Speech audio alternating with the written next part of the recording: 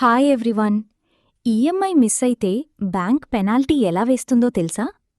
ఈరోజు మన టాపిక్ కొన్ని అన్అవాయిడబుల్ సర్కమ్స్టాన్సెస్ వల్ల కొన్నిసార్లు ఈఎంఐ మిస్ అవుతుంది.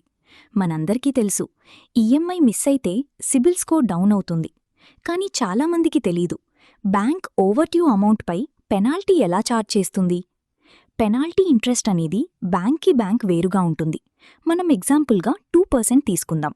ఇప్పుడు గవర్నమెంట్ బ్యాంక్స్ ఎలా ఛార్జ్ చేస్తాయో చూద్దాం. 20 లక్షల లోన్లో 1 నెల ఈఎంఐ మిస్ అయితే 17,371 రూపాయలు ఓవర్డ్యూ అవుతుంది. దానిపై పెనాల్టీ మంత్లీ 29 రూపీస్. 2 నెలలు ఈఎంఐ మిస్ అయితే 34,742 రూపాయలు ఓవర్డ్యూ అవుతుంది. Penalty monthly 58 rupees. చిన్న అమౌంట్ అనిపించినా డిలే పెరిగితే బర్డెన్ కూడా పెరుగుతుంది. For more videos subscribe to my channel.